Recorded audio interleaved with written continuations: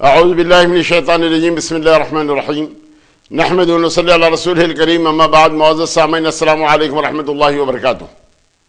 حمد و ثنا رب ذوالجلال کے لیے جو تخت عظمت جلال پر ہمیشہ سے متمکن ہے اور ہمیشہ رہے گا۔ اس کی قدرت کاملہ ہے کہ سمندروں میں مد و جزر کا پیدا کرنے والا، رات اور دن کا بنانے والا، خزاں و قدر کا مالک و مختار ہے۔ عزت اور ذلت کا دینے والا وہی پروردگار ہے۔ زندگی اور موت اسی کے ہاتھ ہے۔ ہم اسی کی حمد و ستائش بیان کرتے ہیں، اسی کی بڑائی کے راگ الاپتے ہیں کہ اس خلاق اکبر نے جو عظیم احسان ہم پر کیا وہ یہی کہ امت محمدیہ میں پیدا فرمایا اور خود اس امت کی تعریف فرمائی کہ تم بہترین امت ہو، لوگوں کو برائیوں سے روکتے ہو، بھلائیوں کی طرف بلاتے ہو۔ درود و سلام سید العرب والعجم جمیل الشیم صاحب الجود والکرم صلی اللہ علیہ وسلم کی ذات اقدس پر کہ جس ذات گرامی نے عرب کے بدموں اور خانہ بدوشوں کو تاریخ انسانی کے کاروان کا سالار بنا دیا۔ بزرگوں اور دوستوں، وہ لوگ جن کا تذکرہ ہم کر رہے ہیں یہ وہ لوگ ہیں جن کی اللہ تعالیٰ نے تعریف فرمائی، والذین معہ اشداء علی الکفار رحماء بینہم، یعنی وہ آپس میں ایک دوسرے کے لیے حلیم، ایک دوسرے کے غمگسار، ایک دوسرے کا درد بانٹنے والے، لیکن دشمنوں کے معاملے میں بڑے اشد تھے۔ ایسے صحابی رسول جو اللہ کے نبی صلی اللہ علیہ وسلم کو ایمان کی حالت میں دیکھے، ان کے ساتھ رضی اللہ تعالی عنہ ورضوا عنہ لکھا جانے والا۔ آج آپ ایک ایسے صحابی رسول کا تذکرہ سماعت فرمائیں گے جن کو تاریخ اسلام میں عمر بن عاص رضی اللہ تعالیٰ عنہ کے نام سے جانتے ہیں۔ بزرگوں اور دوستوں، یہ وہ شخصیت ہیں جن کے تعلق سے یہ کہا گیا ہے کہ صاحب الرائے ہیں۔ اللہ کے نبی صلی اللہ علیہ وسلم نے بھی آپ کی تعریف فرمائی کہ آپ صاحب الرائے ہیں۔ نہ صرف یہ بلکہ ان کے مغفرت کے لیے بھی اللہ کے نبی صلی اللہ علیہ وسلم نے 3 مرتبہ دعائیں فرمائی۔ اور پھر یہ صحابی رسول ایسے صحابی رسول ہیں کہ یہ یعنی عرب کے 3 دماغ بہت زیادہ مشہور تھے۔ ایک حضرت معاویہ بن ابی سفیان اور دوسرے تھے مغیرہ بن شعبہ اور حضرت عمر بن عاص۔ اگر یہ 3 آدمی یکجا ہو جاتے تو تمام عرب کی سیاست سمٹ جاتی اور انہی کے پاس ہوتی۔ اس انداز سے حضرت عمر بن عاص یعنی کفاران مکہ کے لیے جب تک یہ کافر رہے اس وقت تک ان کے لیے راہ بتاتے رہے اور پھر صاحب الرائے رہے۔ ندوے میں ان کے رائے کی بڑی قدر و قیمت تھی۔ اور اس کے بعد یہ قبیلہ سہیم سے تعلق رکھنے والے ہیں اور ان کے جو باپ تھے وہ نبی کریم صلی اللہ علیہ وسلم کے سب سے بڑے دشمن، یعنی اللہ کے نبی صلی اللہ علیہ وسلم کے جب صاحبزادے حضرت ابراہیم کا انتقال ہوا، حضرت عبداللہ کا انتقال ہوا، اس کے بعد حضرت قاسم کا انتقال ہوا، تو اس وقت انہوں نے یہ کہا کہ لو اب محمد کی جڑ کٹ گئی۔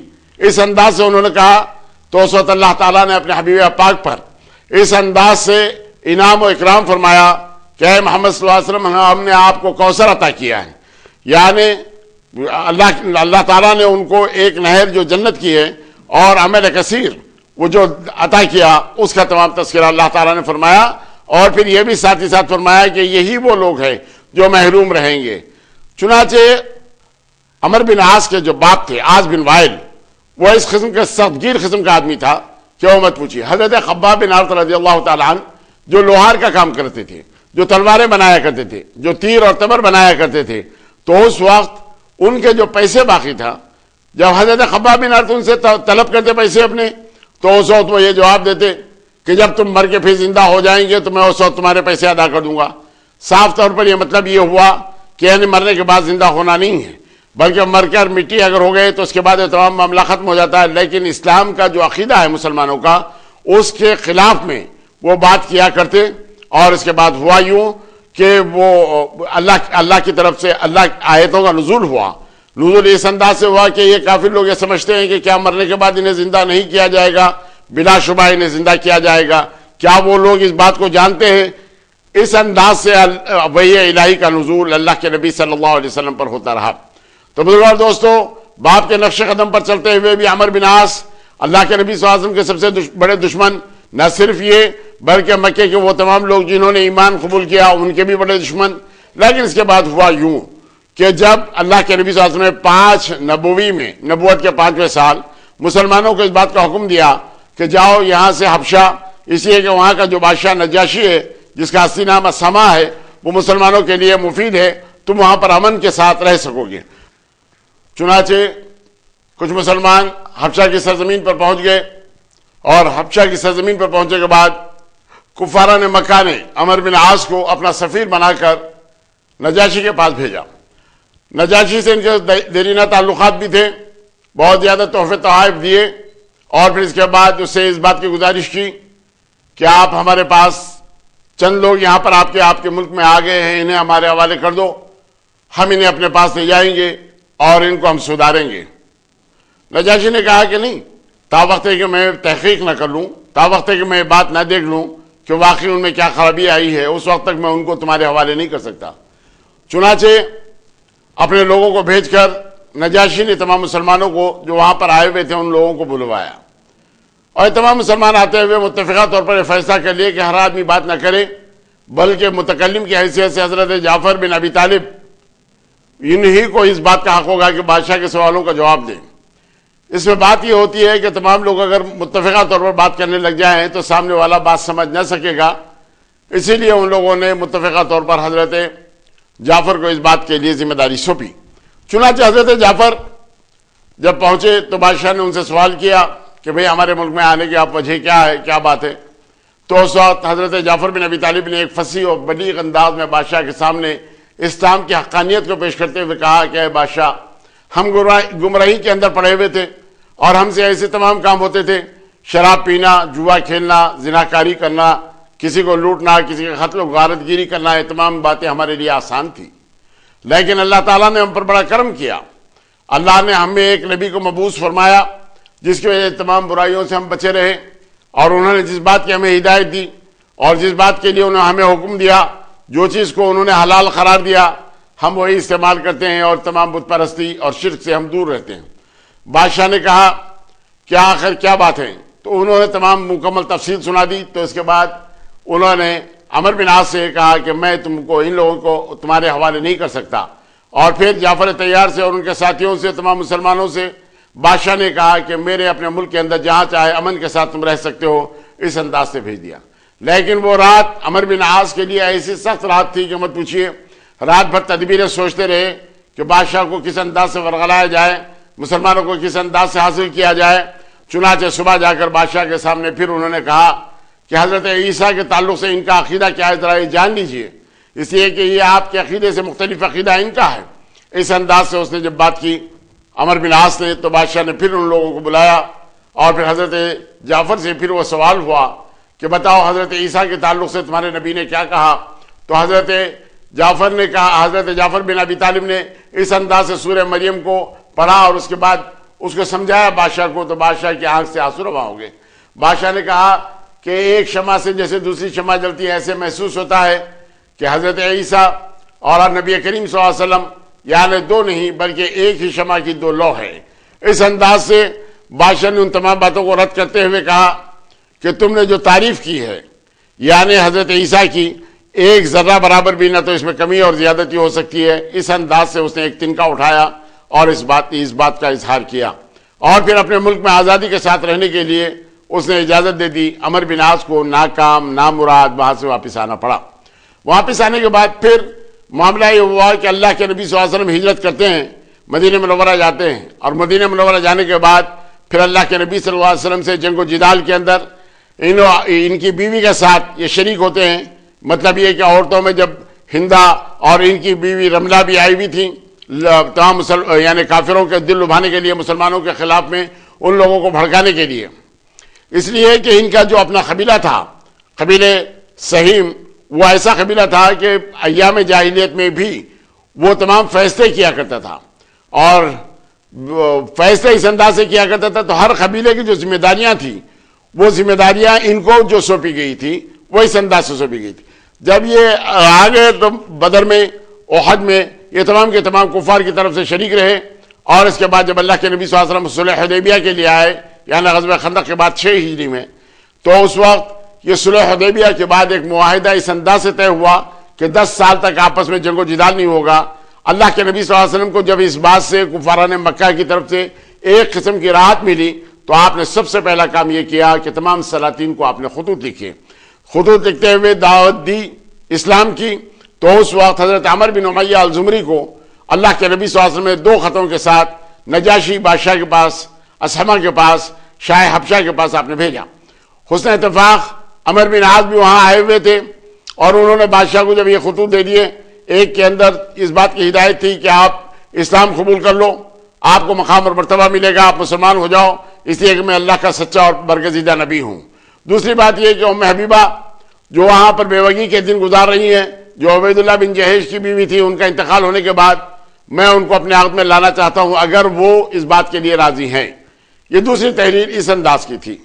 تو چنانچہ جب عمر بن امیہ الجمری بادشاہ سے بات کرنے کے بعد یہ جانے لگے تو اس وقت پھر عمر بن عاص نے بادشاہ سے کہا کم سے کم اس شخص کو ہمارے حوالے کر دو۔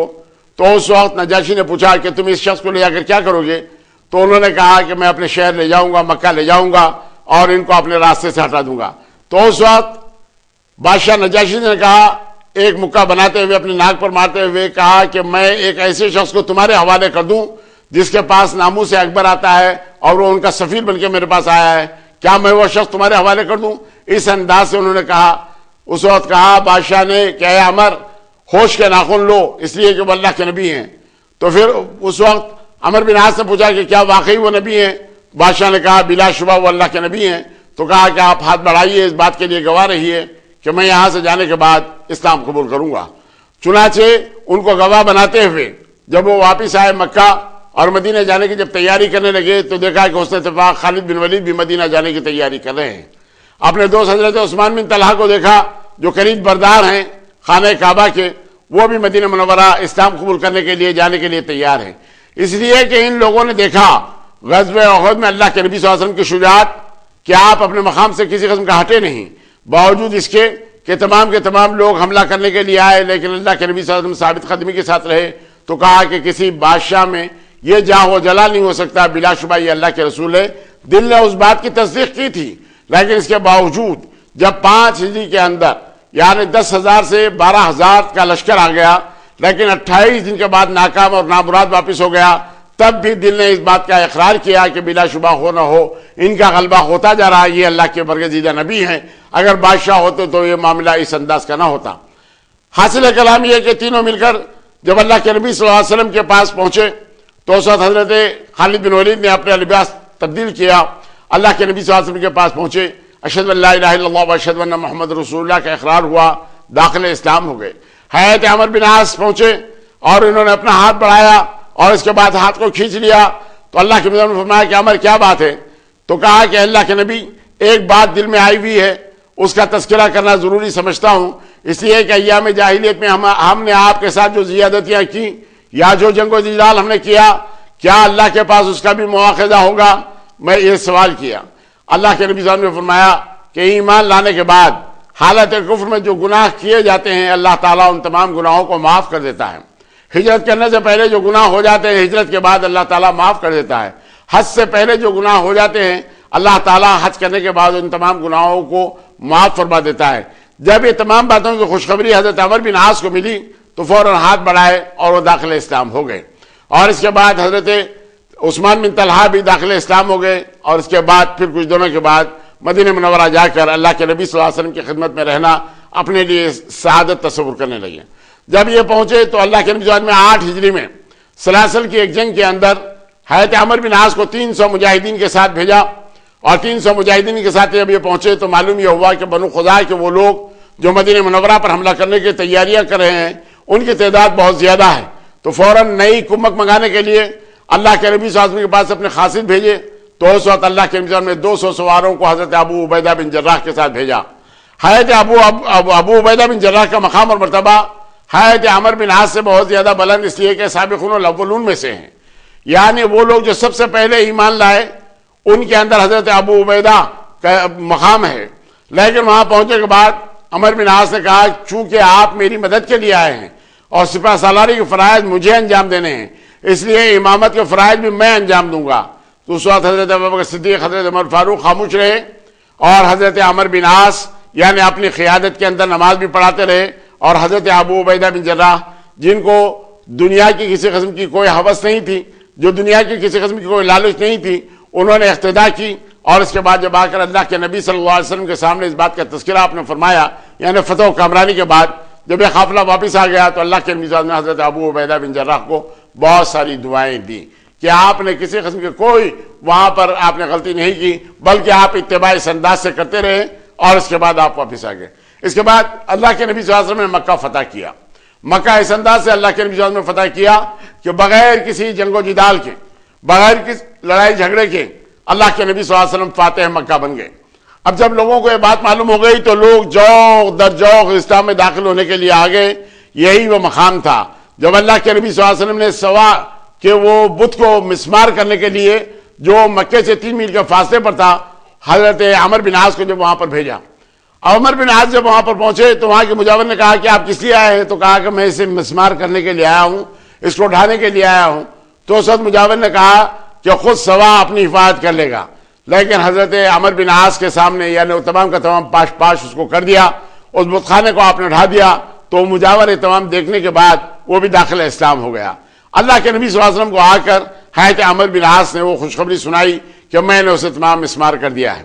اللہ کے نبی صلی اللہ علیہ وسلم نے بڑی دعائیں دی اور اس کے بعد پھر اللہ کے نبی صلی اللہ علیہ وسلم نے ان کو عمان کی حکومت میں بھیجا تاکہ وہاں پر تبلیغ دین حنیف کریں، اور وہاں اگر وہ لوگ اسلام لائے ہیں تو اس کے بعد ان لوگوں کے اندر تبلیغ کرتے رہیں. اس انداز سے آپ نے بھیجا. تو وہاں 2 بھائی تھے اور دونوں بھائیوں نے آپ کی تبلیغ کے بعد اسلام قبول کیا. اسلام قبول کرنے کے بعد کچھ دنوں تک وہاں عمان میں رہے اور پھر اس انداز سے آپ واپس رہے. اللہ کے نبی صلی اللہ علیہ وسلم نے بعد ان کو عمان کا عامل بھی بنایا اور وہاں بھی حضرت ابوبکر صدیق کے زمانے میں بھی 1.25 سال تک عمان کے اندر یہ گورنری کے فرائض، عامل کے فرائض انجام دیتے رہے. اور اس کے بعد آپ واپس ہوئے اور وہاں سے بہت زیادہ زکوٰۃ وہ لوگ جو نکالے اس انداز سے تمام دیتے رہے. لیکن اس نے اتفاق یہ کہ اللہ کے نبی صلی اللہ علیہ وسلم سے اس دار فانی سے کوچ کرنے کے بعد جب آپ پھر وہاں کے گورنر منتخب کیے گئے تھے، جب وہ واپس آ رہے تھے تو بحرین کے اس مقام سے واپس آتے ہوئے وہاں پر انہوں نے دیکھا کہ بحرین کا ایک رئیس آپ کو بہت اچھے انداز سے، جس کا نام خرد تھا، اس نے دعوت دی، بڑا اہتمام کیا. اور اہتمام کرنے کے بعد جب آپ واپس ہو رہے تھے تو اس نے تخلیہ کے اندر ایک بات یہ کہی کہ دیکھو ہم مسلمان ہونے کے لیے تیار ہیں لیکن ہم زکوٰۃ نہیں دیں گے. آپ جا کر اپنے خلیفہ سے اس بات کہو کہ بہت سارے لوگ ایسے ہیں جو تمام زکوٰۃ نہیں دینا چاہتے اور وہ تمام کے تمام مسلمان رہنا چاہتے ہیں لیکن زکوٰۃ دینے سے ان لوگوں کا انکار ہے، اور پھر وہ ایسا نہ ہو کہ وہ لوگ تمام اسلام سے منحرف ہو جائیں. حضرت عمر بن عاص بڑے شجاع اور بہادر بھی تھے. حضرت عمر بن عاص نے کہا منکرین زکوٰۃ کو اگر میری طاقت چلے تو میں ان کو اپنے گھوڑوں کے سموں کی طرح ان کو مسل دوں گا. اس انداز میں ان کا جواب دیتے ہوئے، خالد کا جواب دیتے ہوئے، خالد بن حبیرہ کا جواب دیتے ہوئے یہ واپس آئے اور اللہ حضرت ابوبکر صدیق کے سامنے اس بات کا اظہار کیا کہ کچھ لوگ منکرین زکوٰۃ ہیں. حضرت ابوبکر صدیق اس معاملے کے اندر بڑے سخت تھے. انہوں نے کہا کہ جیسے نماز فرض ہے ویسے زکوٰۃ فرض ہے. خدا کی قسم اگر اللہ کے نبی صلی اللہ علیہ وسلم کی حیات طیبہ میں کوئی آدمی اگر اونٹ بننے کی رسی اگر زکوٰۃ میں دیا کرتا تو میں اس رسی کے لینے تک اس سے جہاد کروں گا اور اس کے خلاف میں تلوار اٹھاؤں گا. حضرت ابوبکر صدیق نے یہ کہتے ہوئے حضرت عمر کی اس بات کا تمام یعنی ان کے لیے کوئی چھوٹ دے دی جائے ان تمام باتوں کو آپ نے رد کر دیا اور کہا کہ ایام جاہلیت میں تو اے عمر تم بڑے شجاع تھے، تمہاری شجاعت کو کیا ہو گیا. اس لیے آپ نے کہا کہ زکوٰۃ مسلمانوں پر فرض ہے اور اگر خلیفۃ المسلمین خلیفہ اول اگر جانشین رسول اگر اس معاملے میں کسی قسم کی اگر ڈھیل دے دیتے تو آج اسلام کے خلے کے اندر ایک درار آ جاتی جو قیامت تک کے لیے پر نہیں ہو سکتی تھی. حضرت عمر بن عاص نبی حضرت ابوبکر صدیق کے بالکل ہم خیال اور حضرت ابوبکر صدیق کے ساتھ انہوں نے وہی بات کی جو حضرت ابوبکر صدیق کو آگے سنائی تھی کہ ان کے ساتھ ہم مقابلہ کریں گے اور ان کو اپنے گھوڑوں سے کے سموں سے انہیں رون دیں گے. اس انداز سے بڑی شجاعت اور بڑی پامردگی کا جواب دیا. نہ صرف یہ بلکہ وہ تمام لوگ جو ارتداد سے تمام منحرف ہو رہے تھے ان کو سدھارنے کے لیے بھی عمر بن عاص نے بہت زیادہ عمل کرتے ہوئے حضرت ابوبکر صدیق کو بھی اپنے عمل سے انہوں نے خوش کر دیا تھا. یہ حضرت عمر بن عاص کی جو زندگی ہے وہ زندگی تو بہت ساری زندگی حالت کفر میں کٹی لیکن جب وہ ایمان لے آئے تو پکے اور سچے مسلمان رہے. اور اس کے بعد حضرت ابوبکر صدیق نے ان سے جو کام لینا چاہا اس انداز سے وہ کام لیتے رہے. اور اس کے بعد پھر جب یہ فتوحات کے لیے نکل گئے ایک مجاہد بن کر ایک سپاہی بن کر ایک سپاہ سالار بن کر نکل گئے تو حضرت خالد بن ولید کے ساتھ آپ نے دیا، حضرت ابو عبیدہ بن جراح کا آپ نے ساتھ دیا اور اس کے بعد ان تمام جنگوں میں شریک رہے. حضرت ابوبکر صدیق کے اس دار فانی سے کوچ کرنے کے بعد پھر جب حضرت عمر رضی اللہ تعالیٰ عنہ خلیفہ منتخب ہوئے تو اس زمانے میں بھی حضرت عمر بھی آپ کی صلاحیتوں سے واقف تھے. اس لیے آپ نے بڑی ذمہ داریاں حضرت عمر بن عاص کو دیں اور حضرت عمر بن عاص کو اس بات کے لیے پابند کیا گیا تھا کہ اگر وہ مصر میں داخل نہ ہوتے ہوں تو رک جائیں لیکن وہ مصر میں داخل چونکہ ہو چکے تھے فلسطین کو فتح کرتے ہوئے، اور اس وقت ایک خسر الشمع جو تھی، جو مصر کے اندر جانے کے لیے مانے تھی، وہاں پر مقابلے کے بعد وہ مصر کے اندر داخل ہو سکتے تھے، اور وہاں جب پہنچ گئے اور مزید کمک کی ضرورت پڑی تو اس وقت حضرت عمر رضی اللہ تعالیٰ نے 4 سپہ سالاروں کے ساتھ 10,000 کا لشکر آپ کی معیت کے لیے، آپ کی مدد کے لیے جب انہوں نے بھیجا، تو اس وقت حضرت زبیر بن عوام اور پھر حضرت عمر نے کہا کہ 1,000 آدمی کہ مما سے لیے 4 ہیں سپہ سالار اور 10,000 کا یہ لشکر ہے آپ کے لیے. تو حضرت زبیر بن عوام نے وہاں ایسی جوامردی دکھائی کہ اس خسر الشمع میں آپ نے اوپر چڑھ کر ان تمام دروازوں کو کھول دیا اپنے ساتھیوں کے ساتھ، اور وہاں بڑی فتح کامرانی ہوئی. اس کے بعد مصر میں جانے کے تمام راستے صاف ہوئے، اور مصر کو فتح کرتے ہوئے جب سکندریہ تک پہنچ گئے اور اس کے بعد وہ فتح و کامرانی ہوئی تو اپنی خوشخبری سنانے کے لیے حضرت عمر رضی اللہ تعالیٰ عنہ کے پاس آپ نے آدمی بھیجے. تو حضرت عمر فوراً سجدے میں گر گئے اور اللہ کا شکر ادا کیا کہ اللہ تعالیٰ نے تمام فتوحات ہمیں عطا کی. حضرت عمرو بن عاص کو حضرت عمر رضی اللہ تعالیٰ نے وہاں پر عامل مقرر کیا یا نگران مقرر کیا، اور اس کے بعد جب خاط کا زمانہ آیا تو اس وقت آپ نے عمرو بن عاص کو بصرہ اور کوفہ میں آپ نے یہ اعلان کروایا کہ ادھر مدینہ کے اندر بہت زیادہ قحط ہے، چونکہ اناج کی ضرورت ہے. تو اس وقت حضرت معاویہ نے شام سے 3,000 اونٹوں پر اپنا غلہ اور کپڑے لاتے ہوئے انہوں نے بھیجا، اور کوفہ اور بصرہ سے بھی یہ مدد پہنچی. اور اس وقت حضرت عمرو بن عاص نے کہا اگر پہلا اونٹ مدینے میں ہوگا تو آخری اونٹ اس کا مصر میں ہوگا، میں اتنے اونٹوں کے اوپر تمام اناج بھیجوں گا. اے خلیفۃ المسلمین لبیک لبیک، میں تمام بھیجنے کے لیے تیار ہوں. اس انداز سے انہوں نے وہ مدد کی. تو حضرت عمر رضی اللہ تعالیٰ بڑے خوش ہوئے. حضرت عمر کے زمانے میں حضرت عمرو بن عاص نے ایک تجویز اور پیش کی کہ کیوں نہ نیل کا پانی ہم داخل کر دیں بحر خلزوم میں، اور وہاں سے وہ سمندری راستے سے مدینہ منورہ یعنی جدہ کی بندرگاہ تک بہت آسانی کے ساتھ اناج آ سکتا ہے، کشتیوں کے ذریعے یہ بات لائی جا سکتی ہے. تو حضرت عمر نے کہا کہ ہاں یہ کام تم کر گزرو. لیکن اس کے بعد کچھ تحمل ہوا، وہ کام کرنے کے اندر تھوڑی سی پس و پیش ہوئی. تو اس وقت حضرت عمر نے کہا اگر سارے کا سارا مصر کا خراج اس نہر کے بنانے کے اندر اگر لگ جاتا ہے تب بھی وہ نہر خلیفۃ المسلمین وہ بنا دی جائے اور تمام کا تمام سرمایہ لگایا جائے. چنانچہ 6 مہینے کی کاوشوں سے، کوششوں سے یہ کام کیا گیا کہ نیل کا پانی بحر خلزوم میں داخل کیا گیا، جہاں سے کشتی رانی بہت آسانی کے ساتھ ہوتے ہوئے جدہ کی بندرگاہ تک آنے لگی. تو حد یہ حال ہو گیا کہ جو اناج یعنی مدینے میں فروخت ہوتا تھا، یعنی مصر کی قیمت کے اندر وہ اناج یعنی مدینے میں بھی فروخت ہونے لگا. یعنی یہ تمام آسانیاں اس انداز سے ہونے لگیں. اور پھر جب یہ فتح کرتے ہوئے آپ اس مقام پر پہنچے تو فستاس نام کا ایک ملک کا اضافہ انہوں نے کیا. وہاں پر آپ جاتے ہوئے آپ نے دیکھا کہ ایک پرندے نے گھونسلہ بنایا ہے ان کے اپنے ٹینٹ میں. تو اس ٹینٹ کو انہوں نے اسی انداز سے چھوڑ دیا ایسا نہ ہو کہ وہ پرندے کا گھونسلہ تمام خراب ہو جائے. اور جب مصر تمام فتح ہونے کے بعد جب واپس آئے تو اس وقت سکندریہ میں رہنے کے لیے حضرت عمر سے آپ نے اجازت طلب کی. تو حضرت عمر نے کہا کہ نہیں، سکندریہ یعنی تمام مجاہدین کے لیے وہ موقف نہیں ہو سکتا، وہاں لوگ آرام طلب بن جائیں گے، بہتر یہ ہے کہ کسی اور مقام کے اوپر اپنا ٹھکانہ بناؤ. تو چنانچہ پھر اس مقام پر جہاں پر یہ خیمہ لگایا ہوا تھا وہاں پر ایک نئے شہر کی بنیاد ڈالی جس کا نام فسطاط رکھا گیا.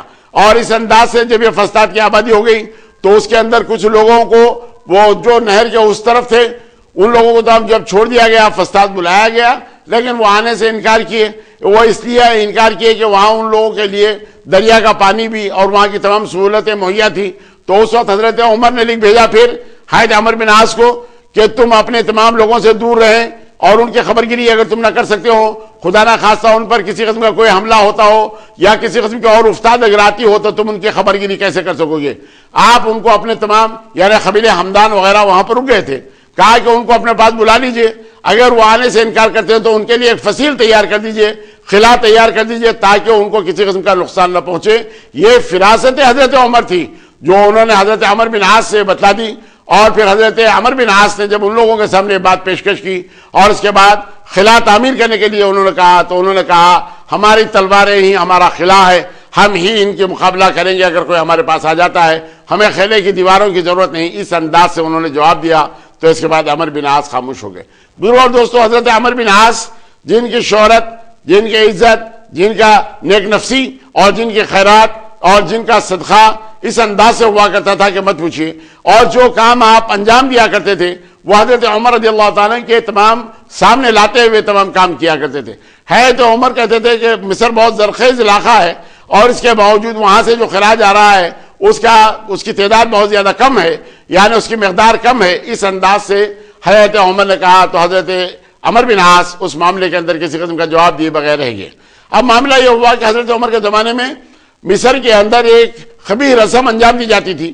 وہ یہ کہ ایک کنواری لڑکی کو تمام زر و جواہرات سے تمام جڑ کر اس کو دریائے نیل میں ڈال دیا جاتا تھا. جب اس پانی کے اندر طغیانی آتی ہے اور اس پانی کا بہاؤ میں اضافہ ہوتا تھا تو آپ نے اس خبیث رسم کو روک دی اور حضرت عمر رضی اللہ تعالیٰ کو اس بات کی اطلاع دی.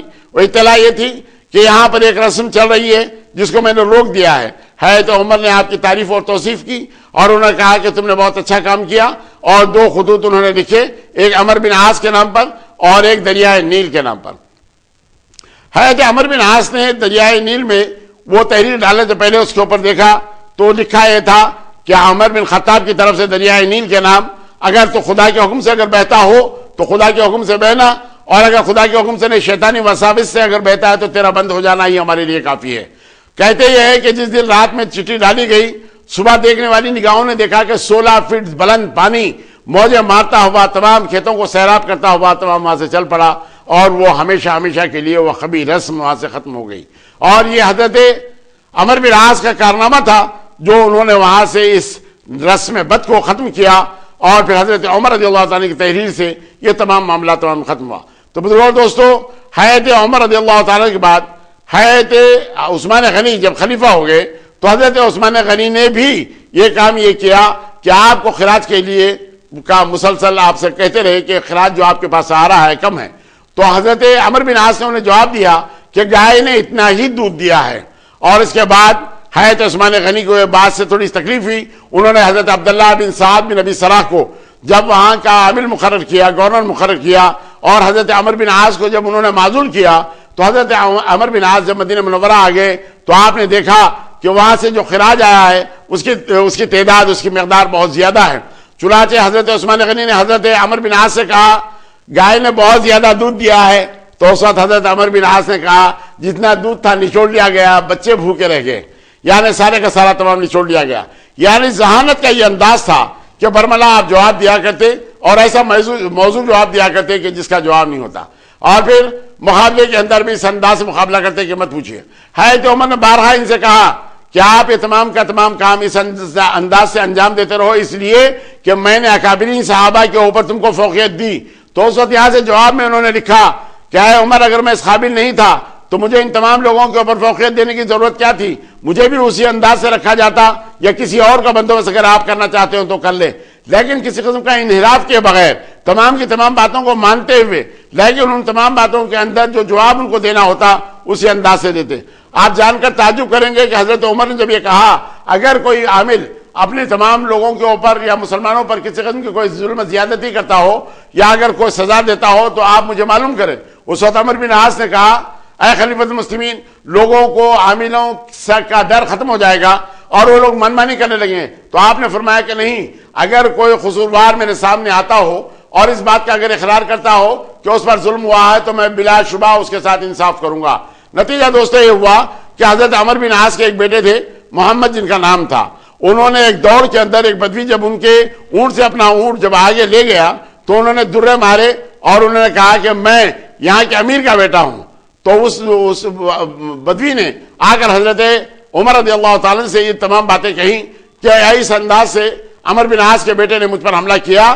تو انہوں نے فوراً باپ اور بیٹے دونوں کو بلانے کے لیے محمد بن مسلمہ کو بھیجا. محمد بن مسلمہ جب آ گئے تو ان سے پوچھا گیا کہ بدوی سے کہ کیا یہی ہے جس نے تجھے درے مارے؟ تو کہا، اپنا چابک دیتے ہوئے کہا کہ اس نواب زادے کو، اس امیر زادے کو ایسے ہی درے لگا جیسے اس نے تجھے مارے تھے. تو چنانچہ اس بدوی نے محمد بن عمر بن عاص کو جب اس نے تمام درے لگائے اور لگانے کے بعد کہا کہ اگر 2-4 اور درے اس کے باپ کو بھی اگر لگانا چاہتا تو لگا، اس لیے کہ باپ نے صحیح تربیت اسے نہیں دی. اس وقت حضرت عمر بن عاص کانپ گئے. انہوں نے کہا جس نے قصور کیا تھا اس کو سزا مل چکی. اس انداز سے بدوی نے بھی کہا میں اپنا بدلہ لے چکا، مجھے اور مزید بدلہ لینے کی ضرورت نہیں. اس انداز سے وہ خاموش ہو گیا. تو حضرت عمر خاموش ہو گئے. تو اس وقت حضرت عمر نے فرمایا باپ اور بیٹے سے کہ ان کی ماؤں نے تو انہیں آزاد جنا تھا، تم نے انہیں قید کیسا کر لیا، انہیں قیدی کیسے بنا دیا، انہیں مجرم کیسے سمجھ لیا، ان پر ہاتھ کیسے تم نے چلایا. اس انداز سے حضرت عمر کا وہ درہ وہاں بھی تمام کام آیا.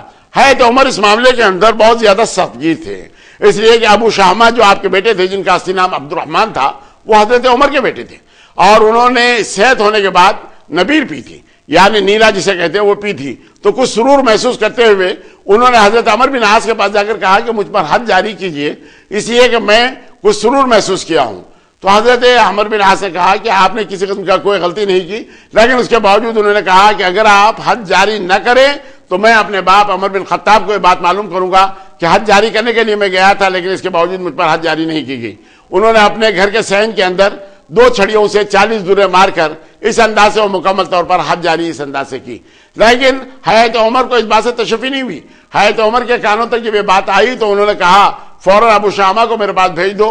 چنانچہ عبد الرحمن بن عمر جب مدینہ پہنچے تو انہوں نے برسر عام ان کو اس انداز سے کوڑے لگائے کہ وہ جاتے ہوئے پہلے تو بیمار ہو گئے، اور اس کے بعد جب یہ کوڑے لگائے تو اس کے کچھ دنوں کے بعد ہی ان کا انتقال ہو گیا. آج بعض متعصب مورخین حضرت عمر رضی اللہ تعالیٰ کے اس انصاف کے اوپر حرف زنی کرتے ہوئے کہتے ہیں کہ ان کی خبر پر 20 درے لگائے گئے. دوستو، یہ ساری باتیں غلط ہیں اور یہ تمام کے تمام مخالفین کی طرف سے اٹھائی گئی باتیں ہیں. حضرت ابو شامہ کو یقیناً سزا دی گئی. سزا دینے کا مقصد یہ تھا کہ حضرت عمر نے کہا کہ تمام عام آدمی میں اور میرے بیٹے میں کسی قسم کا فرق نہیں، اور یہی بات حضرت عمر بن عاص سے انہوں نے کہی کہ آپ نے برسر عام سارے لوگوں کے سامنے کیوں سزا نہیں دی، اپنے گھر کے صحن میں سزا دینے کی وجہ کیا تھی، کیوں نہ تم کو میں اس معاملے کے اندر معزول کر دوں. اس انداز سے بھی حضرت عمر نے حضرت عمر بن عاص کو اس انداز سے بھی انہوں نے تنبیہ کی تھی. تو بزرگوں اور دوستو، یہ حضرت عمر بن عاص کی جو وہاں کی گورنری ہے اس کے اندر آپ نے قبطیوں کو اس انداز سے رکھا کہ سارے کے سارے قبطی آپ سے بڑے خوش ہو گئے، اور جب کسی قسم کا اور معاملہ ہو جاتا، لڑنے کا معاملہ ہو جاتا، تو قبطی حضرت عمر بن عاص کے اوپر سب جان دینے کے لیے تمام تیار ہو جاتے اور آپ کی بات ماننے کے لیے تیار ہو جاتے. اور اس کے بعد جب حالات پلٹا کھا گئے، حضرت عبداللہ بن سعد بن ابی سراح کو جب وہاں پر منتخب کر دیا گیا، حالانکہ حضرت عمر رضی اللہ تعالیٰ کے زمانے میں جب وہ فتوحات کا دور چلا، وہ چاہتے یہ تھے کہ افریقہ کے تمام مراکش یا تمام کا تمام فتح کر لیا جائے. تو اس وقت حضرت عمر نے کہا کہ افریقہ کی سرحد کے اندر نہ گھسو، اس لیے کہ وہاں کا پانی بڑا سخت ہے، اگر وہاں کا پانی کو اگر آدمی استعمال کرتا ہے تو اس کا دل سخت ہو جاتا ہے، اس لیے میں تم کو اس بات کے لیے منع کرتا ہوں. اور پھر حضرت معاویہ نے بھی جب جنگی جہازوں کے ساتھ یعنی سمندری سفر کے اندر حملہ کرنا آپ نے چاہا، تو اس وقت بھی حضرت عمر بن عاص سے کہا کہ ایسی کیفیت لکھ بھیجو جیسے میں اپنی نگاہوں کے ساتھ دیکھ رہا ہوں. اس انداز سے انہوں نے کہا. تو حضرت عمر بن عاص نے لکھا ایک بڑی مخلوق ہے یعنی جہاز، اس پر چھوٹی مخلوق تمام سوار ہو جاتی ہے. ان کی زندگی کا مسئلہ ایسے جیسے کیڑے مکوڑے تمام ہوتے ہیں، اگر وہ ڈوب جائے تو سارے کا سارا نقصان ہو سکتا ہے، سارے لوگ جانیں تلف ہو سکتی ہے، سمندر میں اس انداز سے سفر کرنا پڑتا ہے. تو حضرت عمر کے پاس مسلمانوں کی جانوں کی جو اہمیت تھی، جو قدر و منزلت تھی، انہوں نے کہا کہ ایسے فتوحات کی ہم کو ضرورت نہیں جس میں مسلمانوں کی جانوں کو جوخم ہو. اس انداز سے انہوں نے منع کر دیا تھا. اور پھر وہ فتوحات حضرت عثمان غنی کے زمانے میں افریقہ کے تمام ہوئے، مراکش کے اس زمانے میں ہوئے، الجزائر تمام فتح ہوئے. حضرت عبداللہ بن سعد بن سراح کی وہ تمام کارکردگی تھی جس کی وجہ سے تمام کی تمام فتوحات وہ ہوتی رہیں. حضرت عمر بن عاص اس کے بعد جب آ گئے تو وہاں پر پھر ایک غلبہ ہوا، لوگ پھر تمام اس کے اندر بغاوتیں کرنے لگے. تو ان کو فروکش کرنے کے لیے حضرت عثمان غنی نے حضرت عمر بن عاص کو پھر بھیجا. حضرت عمر بن عاص نے جا کر وہ تمام بغاوتوں کو ختم کیا اور اس کے بعد اسلام کے ایک جھنڈے تلے سارے لوگوں کو رکھا. تو حضرت عثمان غنی چاہتے یہ تھے کہ ان کو فوج کا سپہ سالار بنا دے. تو اس وقت حضرت عمر بن عاص نے کہا کہ سنگ میں پکڑا رہوں، دودھ کوئی اور دھونے والا ہو جائے، کوئی خلافت اور عاملہ یعنی گورنری کے فرائض کوئی اور انجام دیتا رہے اور میں صرف فوج کو سنبھالتا رہوں، مجھ سے یہ کام نہیں ہو سکتا ہے. اس انداز سے انہوں نے اس بات کو انکار کر دیا تھا. بارگاہ رب العزت میں میری دعا ہے کہ پروردگار عالم سلسلہ کلام انشاءاللہ المستعان جاری رہے گا. عمر بن عاص کی زندگی کے اور واقعات ہیں وہ آپ کے سامنے سنانے کی سعادت حاصل کروں گا. اللہ کی بارگاہ میں دعا ہے کہ پروردگار عالم ہمارے گناہوں کو معاف فرما دے، ہماری غلطیوں کو درگزر فرما دے، ہماری دعاؤں کو نبی کریم صلی اللہ علیہ وسلم کے صدقہ طفیل میں قبول فرما. وصلی اللہ علی محمد النبی الامی وآلہ وصحبہ وسلم. الحمدللہ رب العالمین.